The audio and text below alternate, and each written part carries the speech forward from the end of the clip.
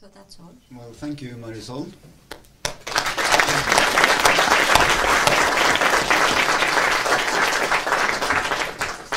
So we can see there are a lot of technological and financial and political and legal and ultimately also curatorial challenges in order to bring the heritage to the future in a good and acceptable way.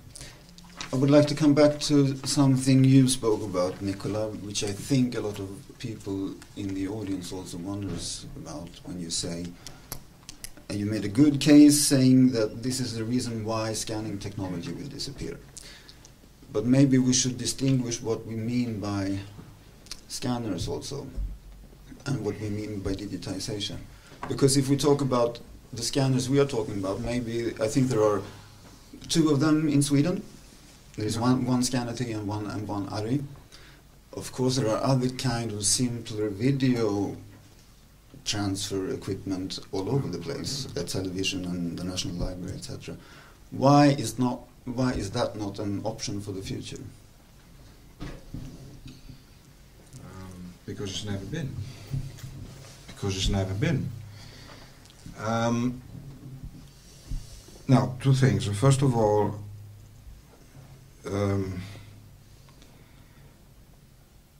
most of the cost of digitization happened before and after. Most of the cost of digitization happened before. Before you digitize a film, there is a lot of things that happen. You have to, first of all, okay, let's forget the copyright, because that would go bananas. Yes, exactly. So let's assume that you can digitize it. So, for example, I can. I live in a happy country where there is a law that says that for preservation reasons I can do what I want to preserve the film. So I can digitize, but in order to digitize I have to find the film, choose which element to use, make sure that the interpositive is not completely screwed up, which usually is. Go back to the camera negative, find out that they didn't forget one reel, which often they did, and that the soundtrack matches, repair, prepare, put in the machine, scan, and then I'm done. So we can choose to do it properly once, or we can keep doing it every 5 years or 10 years, as televisions did over the past 50 years. Because as we all know, a master made for television 10 years ago is worth exactly zip. Not because of the format, but because the quality is completely unacceptable to today's standards. So either we do it properly once, or we keep repeating it. And considering the fact that we're not really sure what happens with technology, considering that is a lot of work and is a big chunk of the budget, and considering all sorts of other things, you better do it properly once and hope that you do it, that you never do it again, or you do it in 20 years and not in 2. So today digitizing today makes sense at least on a file-based 2K resolution, better at 4, separate uncompressed audio, and that's it. Which means scanners that provide a 4K native 16-bit output of a file that is something like, what, 50 megabyte per frame, and this thing is what we need. Why? Well, because in the future we can reformat it in any format, HD television, non-HD, whatever, which is what we need. We reuse it in production, we reuse it for documentaries, we reuse it how we want. If we do that on a SD, for example, on a standard definition resolution video, it costs the same, because it costs the same. There is no significant saving in costs, apart storage, and we cannot use it. So where exactly is the saving? Because we cannot use it on television in 2 years because everything will be HD. Try to sell a clip of standard resolution to an HD television, they will not buy it, rightly so. They will ask you to scan it again. And you cannot reuse it in public screenings in a theater because it would look horrible. And so, what's the plan? So it's very simple. Such a scanner on a new market costs something like 400,000. Take it or give it. Some of them are completely useless. Some of them are sort of okay. You will need at least two according to the problems the films have, 2 types. And yeah, if you're lucky, you can buy it second-hand, which is very likely because all these businesses are going out of business anyway. And as soon as the French stop feeding money into the system, all the French labs will close down and we'll have a lot of scanners for free. No, but I'm not kidding. I mean, in Belgium is the same situation. All the scanners in Belgium are just there idle, doing nothing. They are big fridge, actually. They are not even scanning machines. They are used as fridges because they are good for, I mean, they are not used for commercial production, so they have no use. That's just as simple as that. So we need to do it properly, and we need to do it only once, and we need to do it pretty fast because the technology is actually not a new technology but a dying technology. What would you say is the awareness across Europe among archives to begin with, but also among at political level, that this is very urgent? And I'm asking this to both of you. So. Marisol, what's the awareness? So as I mentioned before, there is an awareness because there are some political documents like these conclusions of 2010, I think. Yeah. But the problem is that there are so many competing issues that are calling for attention. So there is some awareness, but then when it comes into the mass of issues, then the awareness disappears. And in some countries, yes, I think Sweden is, you have the awareness of the issue. I think you have it here. In other countries, I think that when I was told from some, I mean, the country where I come from, a small regional archive, that they just, I have seen the DCP on a shelf in the fridge. I say, but why do you keep it here? Yeah, because like this is cool. Yeah, it's cool, but I know it's very hot outside. I would not say the town, but you will not be able to read. So I think awareness can be really, really low in some part of Europe. So we need to continue raising awareness. And in those countries where the awareness is there, then you need to give a next step, which is do something. Well, I think that actually, again, is a glass is always either half full of or half empty. If you look at major, there are ongoing and finished projects like Images for the Future. We just saw the advertising for it in Holland. 130 million euros over 7 years. Film, as I think you're talking about film and not television, was roughly 35 million, which I think is kind of reasonable for the size they have, which is, I guess, kind of comparable to my size and your size. They digitized every piece of film in Dutch film, and they are done with it, and it's over, and it's there. The French, they're going as usual with big budgets for digitizing a large chunk of masterpieces. They, of course, went for the masterpiece thing. I'm not really sure that that's the right approach, but that's their approach, whatever. 400 million. The BFI, so the UK government, produced very nice documents. Now, let's hope they do something, but there is a plan, there is a policy in place that Marisol mentioned. So it's not true that, of course, there are countries where nothing happens, like Germany or Italy, by the way. They are very close country, more than you think. But Spain, there is no money whatsoever. I mean, the archive has been cut to 30%. So the cutting are happening now, that's why you didn't notice them. But they have a digital lab installed for 2 or 3 years, and they started doing things with the resources they have. So I think there is a lot going on, not enough, way not enough. Interestingly enough, I think there is a way bigger awareness of television problems.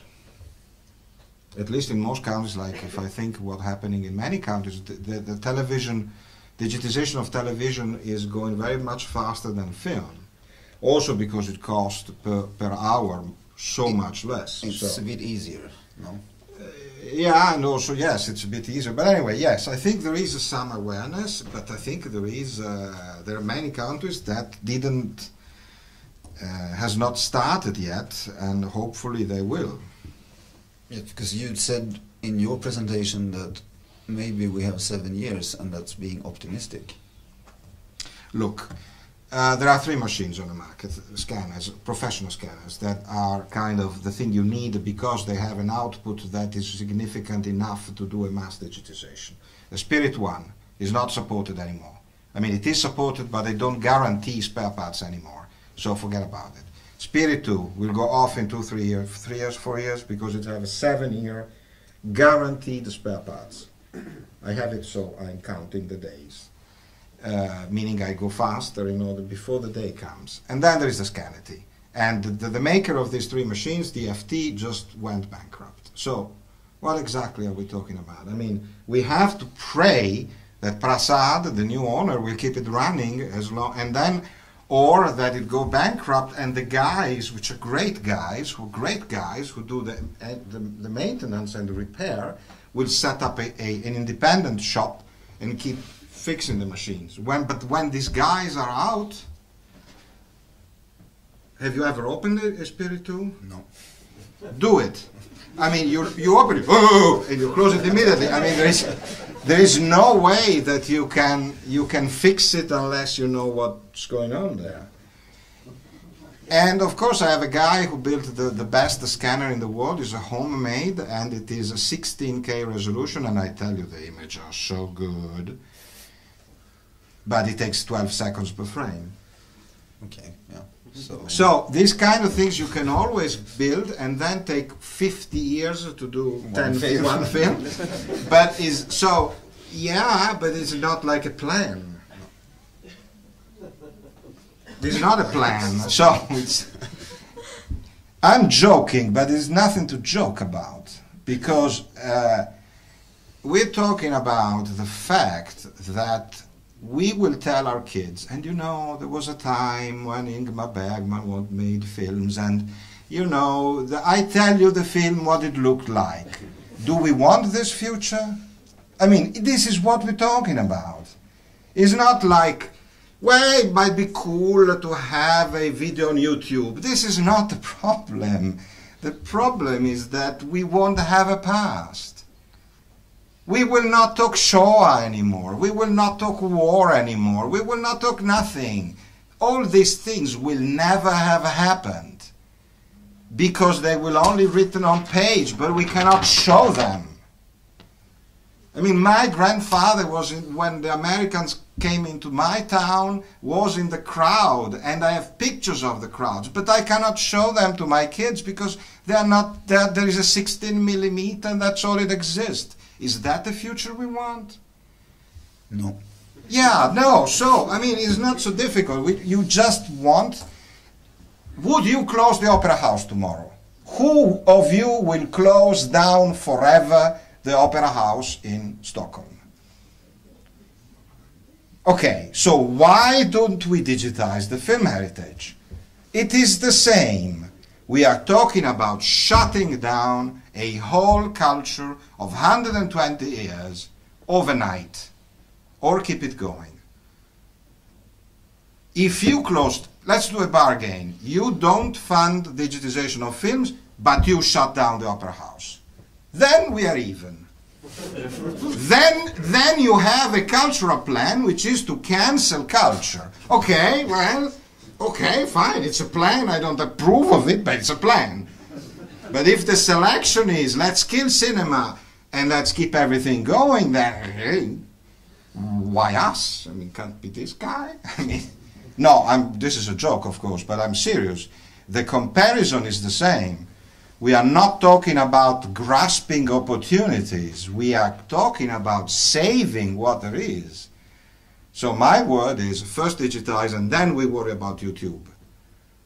Or maybe at the same time, but if that the YouTube or whatever other ways and means of access, be it iPad or neural spine like Cronenberg, you know, the existence, I don't care. But if we don't digitize it, we know for sure that nothing will be possible. Nothing, including, except the screenings in this room for how many years? 10, 15? Let's say 20, 25, 30. Yeah, but we start buying spare parts for the projectors now, yeah. so we can screen the prints we have. We won't lend them probably anymore, but we'll screen them till they are so frames. lend them. No, that's also lend. That is nice, because until now, all of our institutions send films for retrospectives around the world. What are we sending? I mean, in my case, I can make a long list of, well, of course, it's not a very long list of very famous film directors in Belgium, but the films don't exist. Say Ackerman, say Dardenne, say Stork. You make a long list of films that cannot be shown in festivals anymore, and I'm sure that you can make the same list, unless there is a DCP, because in Cannes or in Venice or elsewhere, they will not take them. We have a 35 original print. Okay. Don't you have a Blu-ray? That's why I take out the shotgun, but no, but I mean. So I think we should also open up for questions from the floor. So we have microphones. Okay, I'm from the National Library of Sweden.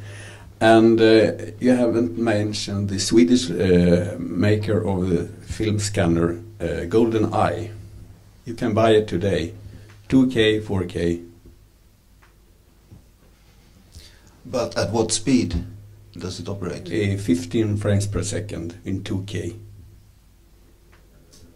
Yeah, I mean, it's that. Why? I'm not sure why. There are many makers. Yeah, sure. Yeah. I mean, I can make a long list if you want to do that. But it's not like I don't see that any of this will survive beyond the next 3, 4, 5 years, because they don't have a market. GoldenEye doesn't have a market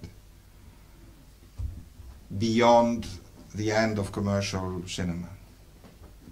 And I don't want to start now a discussion about GoldenEye, of course, for obvious reasons, being a company and particularly a Swedish one. But I don't see a business model for any of these people. There are more. There is ARRI, there is DFT, there is GoldenEye, there is Laser Graphic, there is even the Japanese. I mean, there's a long list of makers. But as an industry, makers of steam locomotives don't have a strong market, a business model.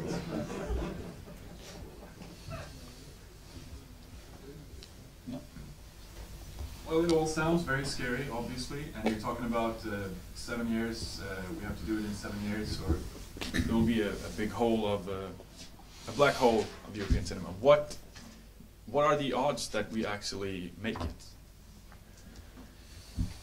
If we don't start, we'll never know. Well, what do you think? I think we're pretty good. I think that after doing, as a whole, archives are doing it, are building competences, know-how, which basically is based on problems. And since we've been doing that for quite a long time, we kind of know what the problems are. We have fewer and fewer surprises. So I think that we can do that. Of course, won't be a piece of cake, But the fact that it's been done somewhere else, like for example in Holland or elsewhere, shows that it can be done. But so what do we need? How to put it elegantly, money. We needed to realize that after 100 years that we didn't bother as film archives institutions. We had our technology that was stable for 100 years. And for 100 years we were quiet and said, okay, it's okay. Now, after 100 years, the whole scenario changed, and now it is the time that we need an investment. How much do we need? And we also talked, I think this is a key investment in economical sense, which is the Commission in the Digital Agenda speaks very clearly of a digital future for Europe where digital content and images and words and etc. circulate on the web, they are reused. I mean, that's also what we are losing here. Because if we do not digitize, this all material will not become a part of a digital world where even the fact that people exchange or watch material is a form of economy. And we are losing this battle completely. So it's an investment not just in culture, but in economical terms is a big investment, I think. So most people go on Europeana and search for videos. People want to see moving images. And if we want a future of digital access, it is will be based on moving images. But how much money do we need? This you have asked to him, because I don't do big budgets in Sweden. I do them at home.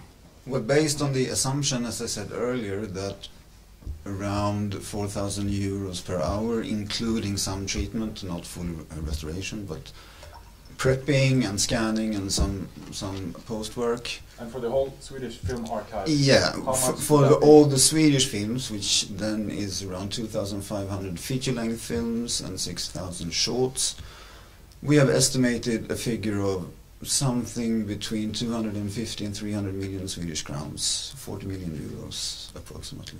So we have... In all? Or? In all. And then we're done. Then we have the additional cost of having to store something like 25 petabytes also annually every year. So there will be some cost at the end also. But for 300 million, we have said we can do it in 20 years. But maybe we don't have 20 years. And so for 10 years, we need 600 million? No, we need the 300. And we have made an estimate that we would need roughly 15 million every year for 20 years. So if we don't have 20 years, but 10 years, maybe we should have 30 million every year. Given you have the right machines to operate this scale. Exactly. And I have one last question for the European situation. How much money do you need for the archive, all of Europe? I think that this maybe, Nicola, you can give the estimate in the study, because this has been measured. Yeah, it's been measured. I mean, the projection, but we don't have precise figures, is 1 million hours across European archives, and at the cost of between 500 and 2,000 euros. You can do the 2,000 euros per hour. You can do the calculations, though. Can you do a rough calculation of it? So it is what is it? 1 million. So it's 2 billion euros of cost to digitize the thing, which is, I think, not much. 2 billion, and then we're done. Yes. As I said in the beginning, we're not talking about that much money. We are talking a lot of money, but in perspective and over years, it's not that much. As I said before, it is not. I mean, it's a significant chunk. But if you consider that 5 billion go to film production every year in Europe, to new films, is it that much? That's a question, and of course it's not for me to answer. Put a follow-up question. Do you see any alternative to financing the digitization to money from the government? Does the industry put money in digitization of the film heritage? Yes, but for a very yeah, of course, but for a very limited number of films. The big masterpieces that will sell, the Metropolis and I don't know, La Grande Illusion, which by the way has been paid by the state anyway. So I'm not sure, but yeah, theoretically yes, and I think there will be revenues, not to pay everything back, but there will be possibility. I mean, there will be. I think there will be a strong economical advantage from doing this for the whole system, being that telecoms, being that internet, being them authors and producers that can finally get money for the films they made, or can be for archives or for public institutions. I think in this context we should also mention in Sweden there is a major rights holder to older films, and they of course themselves also do some very high-end digitization, like the Bergman films, which is obvious, and it's very good that they do it, but I can understand them also. They do what they know that they can get their money back on, because they're an industry, so it's a logic. So, but we have so much more that we need to take care of, that no rights holder, maybe there aren't even any rights holders anymore who will take care of them. So that's why we also need, I think, public money in order to do it.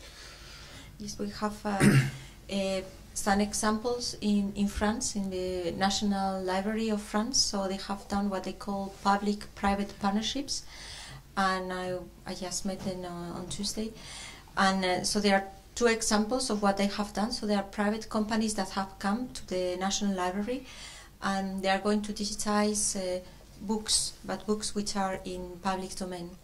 And in exchange of digitizing this, they get the possibility of exploiting these books on all media for a number of years, 10 years. So in this way, so the library does not have to pay for digitization. This company has made calculations so they can get some return on the investment, because they can exploit it.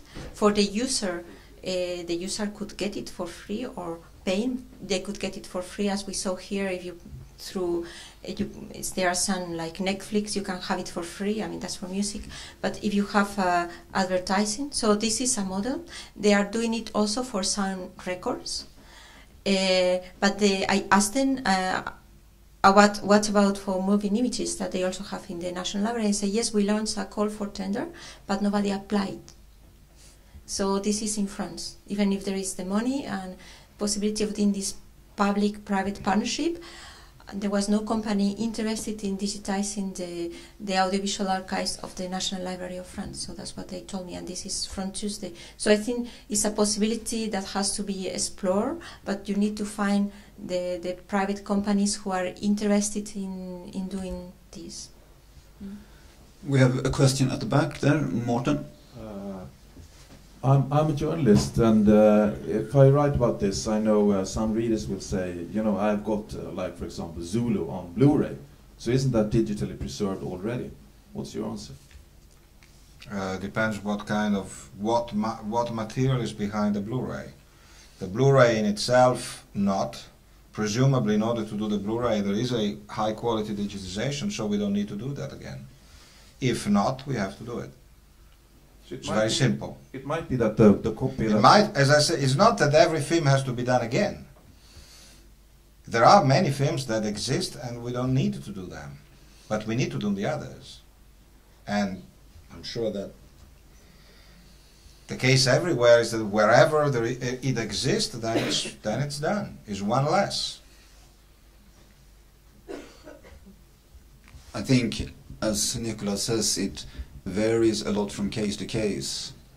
I know, for instance, some of the DVDs and Blu-rays released of Swedish classics have been made from very high-end digitizations, and you have proper digital masters from which you can also do DCPs if you want to.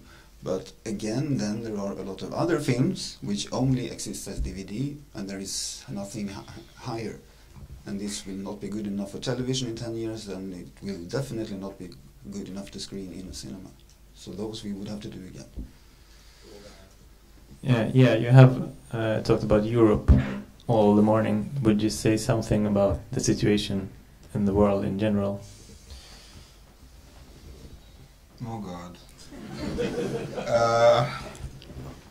Well, I've been on the AMIA board, I was member of the board of the Association of Moving Image Archivists, which is an international association of moving image archivists that is largely US centered. And I worked at UCLA for 5 years, so in Los Angeles. And for in general terms, not much is happening in the world, with exception, of course, of Japan and the US, where there are investments, and India and Hong Kong. Hong Kong, of course, the Shaw Brothers digitize most of what they have, and so they exist because there's a huge market in HD television all over Asia, and they made a ton of money out of the films they produced. There's a huge digitization project in China, in Beijing, with the Beijing Archive. They started doing mass digitization and restoration. Japan is slowly moving, but the fact there is no strong national archive doesn't help. In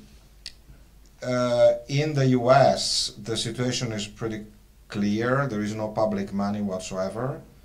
The National Film Preservation Fund is the contribution of the federal government, and please don't laugh, is $1 million. Yeah. So kind of, there is a lot of preservation going on, a lot of funding coming from, of course, donors and grants. Library of Congress just got a present of a new massive digitization center in Culpeper that was paid by a private foundation as a donor, and that costed a lot of money. A new building the new center, similar center has been built in LA, will become operational in 2-3 years. Also a nice project, also a lot of money.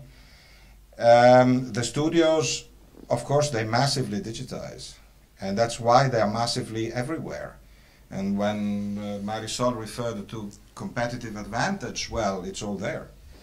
Warner Brothers have, as you know, an online free access thing. Basically, you pay, I don't know, $19, and they send you a DVD of any film you want because they already have digitized. They make the DVD on demand, and they send it to you. Sony has been digitizing 300 and restoring 300 titles per year over the last few years, and they're doing it a great job. They are the best in the world. Fox, also very active. Paramount, also very active. The problem in the US, I think, is mostly the independent and the avant-garde and all the things that nobody cares about. And that's also the problem in Europe, to some extent. Yeah, so it is again a very patchy situation. But where the market forces are very strong, like in the US, of course they pay for the digitization. But that's unfortunately not the case in many countries. Basically Belgium, I speak for myself and not for somebody else. But the disadvantage is that there is no public money, and so there is a serious problem, what they call orphan. They call orphan what films nobody cares about, and there is a lot. It's a lot of stuff nobody cares about. But I think we should also add about the stuff that some people actually care about in the US, like the studio films. I heard, I'm not sure if it's right, that Fox, okay, they have digitized what they have, or they are in the process of doing it, but in terms of producing digital theatrical copies of their library, maybe they will make on 40 films or 50 films or something, and the rest of it will never be available in theatrical format. Yeah, but I mean, come on. When you have digitized, when you have done the work at when you have a bunch of DPX at 4K or 8K actually, for a certain, I don't know, Marilyn Monroe film, the day when somebody wants a DCP or somebody wants to show it in Cannes or in the Stockholm Festival or whatever, they will make a DCP for you. You think so? Yeah, if there is if one thing the studios are good at, if there is demand, they will provide it. The problem is let's also face the fact that until a few years ago there were 400 repertoire cinemas in the US, like there are like 5. So, on one hand, yeah, we can blame the studios for not making print, or we can blame the repertoire cinemas for not asking them.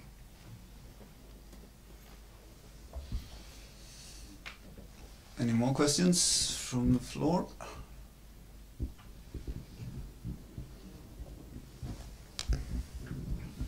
Well, Nicola, I think you are a bit too worried about the situation with equipment. So, as you just said, if there is a demand, someone will do it. And I think that if there is a demand for good scanners in the future, someone will make them. Yeah. Because if we have all the countries in Europe and a lot of other countries, there will be a demand for good scanners, and someone will make them. No. I don't think there is a No, doubt of it's that. not. The numbers are not there. Oh, yes. No, the numbers are not there for a very simple. I mean, you don't remember maybe, but I remember very well because I used to do film restoration at night when I could afford to pay a entry-level stagiaire to do intern, to do the scans of films, because in the afternoon we used to have a colorist working on a spirit that costed at the time 1.5 million euros. And that machine would cost me 600 euros per hour just to sit there and look at the guy. So this model is the model that paid millions of development for scanners, and this money is simply not there. First. Second, even if all European countries start suddenly to digitize everything, there will be so many machines. Already in my country, if I start digitizing tomorrow, I have 5 machines that I can get for free. I mean, or to pay very little because they are not used anymore. So there is so many machines around with so much spared equipment that is not going to happen. Somebody can do a scanner at home. That's always possible, but we will have a speed and a quality problem. That's for sure. And by the way, better safe than sorry. Because when you find out that I was right, you will be too late. So I would think twice. Okay.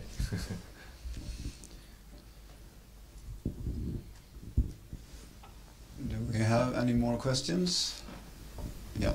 Well, I would like to go back to the question of the hope. Is there a hope to be able to do this with the economic crisis all over Europe, with big budget cuts all over, and especially in the culture department? What are the chances that we will actually be able to preserve the film heritage? And I ask you, Marisol. Thank you. So in fact, this is it depends on the priorities of each member state. So France, for instance, they have the political will, and they have put forward 400 million euros to do so. So this is an example of they want to make sure that French sticks as a language. So they invest as much as they can on their culture. So if you make this a political priority, then you will find the resources. But is it possible to make it a political priority in countries such as Italy and Portugal and Spain, where the economic situation is, well, worse? Yeah, that's a difficult question that you ask me. You should ask to the Spanish Ministry of Economy. I think that it's an investment, it's not a cost. Also, when you have to take into account when you do not invest on making your heritage available, you have a opportunity cost that you are losing. So if you do not put your stuff online, then you are preventing the economy to grow. So when there is a study that shows the more material is available online, or the more advanced a country is on digitizing their content, there is a link with the increase in the GDP. So these are like big figures. So there is an opportunity cost if you don't do it. I don't know, particularly in Spain, I think that the situation is very, very tough. There are cuts everywhere. Maybe something that will not happen this year or next year, but I think as soon as the economy starts to recover, this has to be one of the priorities, yes. And then there is another challenge, I think. We talk about archives having to change and getting new competence and new skills, which is very true. But one of the major challenges is to make sure that we still have people around who know what an analog film should look like. And as labs are closing, etc., these people are difficult to find also, because even when you digitize, you want to achieve a kind of result that brings to the future the specific characteristics of the original material. Yeah. I mean, and that's another reason why we have to do it pretty fast while these guys are still around. yeah. I mean, I can tell you horrible stories about scanning stuff in LA. I mean, and people having to do with colorists who had never seen a piece of film. So, for the technician in the room, I mean, well, the picture is reversed. What happened? I mean, this is a reversal film. You put it in on the other side. Hello. So that kind of thing. And this is LA. There was one of the top studios because, of course, they always scanned 35mm negative. That kind of stuff. This is one of the many trains that we are kind of. I wouldn't dare, but we kind of missed as archives. We failed to create over the years. I mean, we've been doing. When was that? Was in 89, 92 that we did the FAO, the Film Archives Online project, to train people, and that went nowhere. And there is no universities doing teaching in film archiving, or very little. And there was a meeting in Spain, and it was very sad and desertic scenario, and but it is actually a very serious problem, because we have large collection, we want to keep them, and the knowledge of the technology is fading away very fast. And you can see that in the staff in the archives, or you can see it on online list serves, for example. You see what people ask and you say, oh, but if they don't know that, we are in trouble. Yeah. So the other thing is that we should as Europe, maybe not in every town, but there should be teaching of film archiving, of cinema archiving, or media archiving, call it as you want, because otherwise we will be in trouble. And we will be in trouble not only for film and cinema, but is a big chunk of the industry, the media preservation and conservation, and there should be investment in the training of people in order to work there. And I don't see that happening. I don't know about Sweden. I must say I have no idea what's going on here, but in most of the countries I know, there is nothing. And I'm not, and I said, talk television, radio, everything, and there is nothing.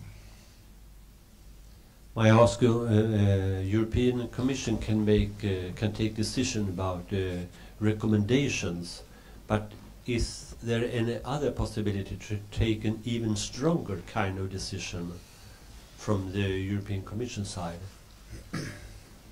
On film heritage. On film heritage. Yes. So as I explained at the beginning, the European Union can only do what member states have agreed that the Union can do, and the legal basis for action on cultural preservation is what I mentioned at the beginning. So we can push member states, recommend, but we cannot adopt legislation. We cannot have coercive instruments like a directive or a regulation. This is member states. They didn't want to give away competence on culture, which is so that's the situation. We have the treaty, and we have to implement what is in the treaty.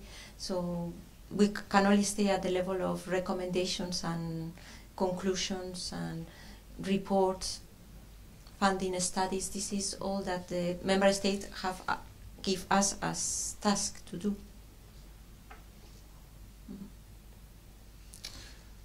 Well, thank you, Marisol, for those, what I think will be the concluding words, and I thank you very much for joining us here tonight for this very interesting seminar, and I hope that reached our aim to raise the awareness of the problems and the urgency with which we have to deal with it. So thank you again very much for coming.